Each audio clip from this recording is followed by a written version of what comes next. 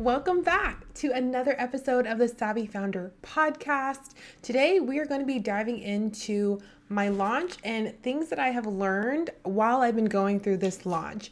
Typically in episodes, I like to have structure and I have my notes so I'm not getting super far off. But today, I am not doing any of that. I literally just want to share with you what it's been like and what I have learned so far, because part of my mission with this podcast is, yes, to teach you about systemization and how you can better optimize how you work in your business and get your time back using systems, automations, funnels. I love to nerd out on all things nervous system regulation and mindset. But something that I don't think that people talk about enough is the lessons that they are learning as they go. And I do want this to be a place where you can see literally, if you go back like a year from now, you'll be able to see, this is what was happening for her. So I just want to pull back the curtain a little bit. I ran Collapse Time this week, which is a program that was essentially, how do you make sure whenever you sit down at your desk, you know exactly what you want to do? How do you start to get your time back? How do you really leverage and improve your productivity? But it's not through time blocking or anything like that. And it's so ironic because my biggest lessons from this launch is actually the power of using Collapse Time, the methodology behind it. Because I have done launches before where I felt completely overwhelmed. I kid you not. I remember having spreadsheets in my Google Drive where I had all of my posts mapped out because I had hired someone to help me because I never felt like I could stay on top of it. And then I would just need to show up daily. And there had been times when I wasn't seeing the results that I wanted to see and I would fall off. And even, it's so crazy because I think of past me who felt like the best thing to do was just to stop going.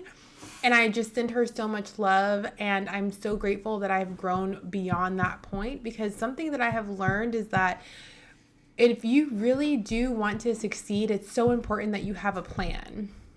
And I think a lot of times people know that they want to launch in general. Yeah, I want to host this class. I want to start promoting it. But as they're getting in the day to day and they're having to create more, talk about it from a different angle. And sometimes the results aren't immediate. There is this idea they just want to fall off.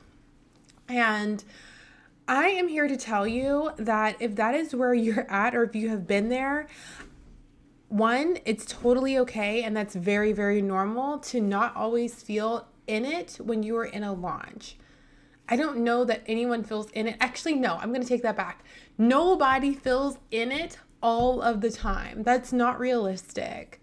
And the problem is when you don't have a plan and you are requiring yourself to be in it in order to keep going, that's what causes you to fall off. That's what caused me to fall off in the past. And so this launch, it's crazy to say this, but I just love that by using that methodology, it has felt very sustainable, which for me in my business, sustainability is very important because I mean, yes, you can always have a team of people. You can always hire VAs or an executive assistant. You can always do things like that in order to get where it is that you're trying to go. I am not necessarily a person that has the dream of having a massive team of people.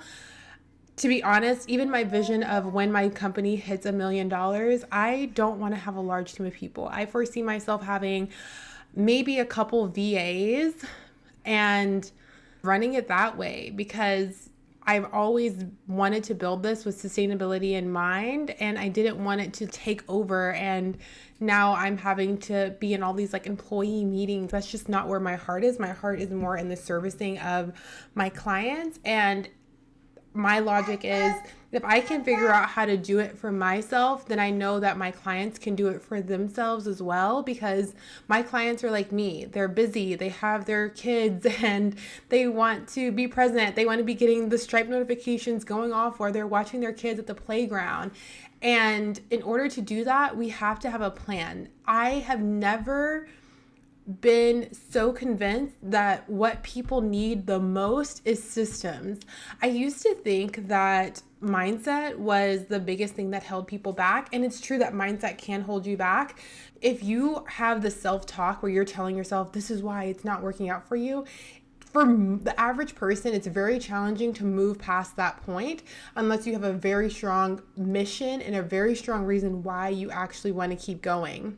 This launch really cemented it in for me that it's not about feeling fantastic every step of the way. And I think that the mindset gets relied on a lot more, especially when you are doing everything at a whim. But when you have a solid plan that you can use to get to the next step, it makes it where even on the days when you feel like, oh, I really don't feel like showing up, I really don't feel like doing this, or life is lifing really hard, you know that you have it, that you can do it.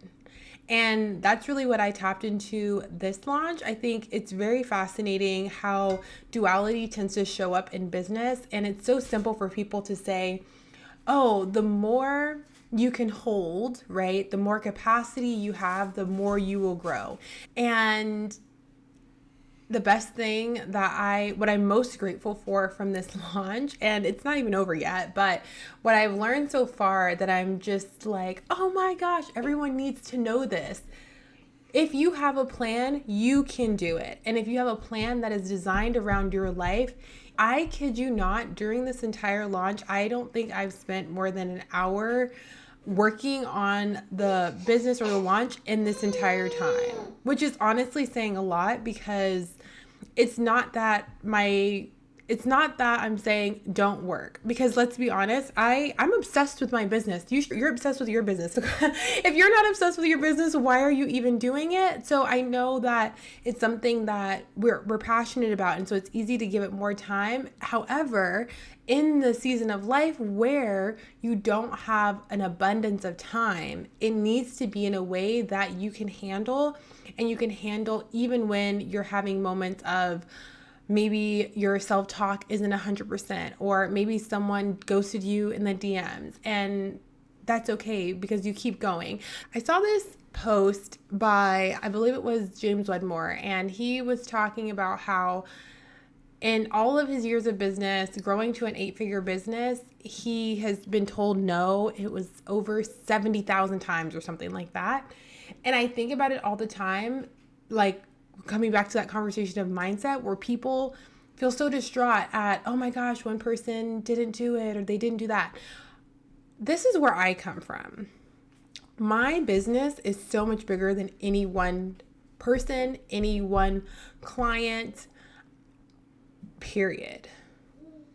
That's just a fact.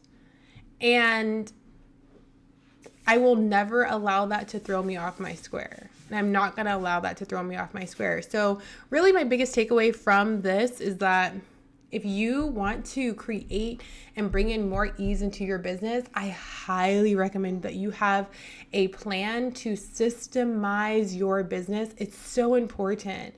On the days when your mindset is not like having your back, let your systems have your back, because that's your support. It's so important. And now I understand that even more than ever. And I'm like, okay, I will never go without this. And in fact, it's going to get easier every single time. That's something else that I want to take away too from this, is that the first time you do something is always the hardest. And I haven't ran a like 1-day program before. I was like debating between, do I run this for longer or not? But I really wanted it to be a very like impactful session and like heavy on implementation, which is what I ended up doing. And I'm so grateful that I was just willing to try something new and to see.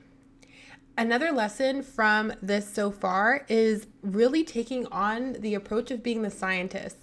What that really means is taking a lot of the emotion out of what it is that you're seeing, and really just looking at the data and allowing the data to tell you what to do next. So for example, when I'm posting on Instagram in regards to an offer that I have, what I'm looking at is what's resonating the most with people. what is performing the best, and I'm really looking at their behaviors. So even in my story content, I'm looking at what is actually causing someone to buy. What did I say that made someone purchase? What did I talk about? What was the angle? Let me lean into that more. Did I post something that no one was interested in? Okay, let me try that again. Last episode, I had talked about what makes people successful and that success leaves clues. And the same is true in your launch. It's leaving clues for you, but you have to be willing to take a second, pause, look at what's going on and say, how can I do what's working even more? And how can I stop doing what's not working? But I think a lot of times people don't even take the time, and they get sometimes so frustrated or flustered that they miss that opportunity. And so I've just taken on the role of what's working, and I'm getting really curious, and I'm just really staying focused on what actions I'm taking and what is within my control, and I know that the rest follows. So yeah, this is my takeaway so far. Perhaps I'll do a follow-up after the end of this launch, because we are going into the next phase now that Collapse Time was done. That was actual incredible program. I'm obsessed with it. I was just looking in this student portal earlier, but if you would like to still join Collapse Time, you can, and I will just link it in the show notes here. It's $27. It's an absolute no-brainer. And there's a surprise inside too for the people who are there. So even if you join now, you will still be able to get that, at least at the time of this recording. Thank you for listening to another episode of the Savvy Founder Podcast. Stay savvy, stay curious, be the scientist. See you next week.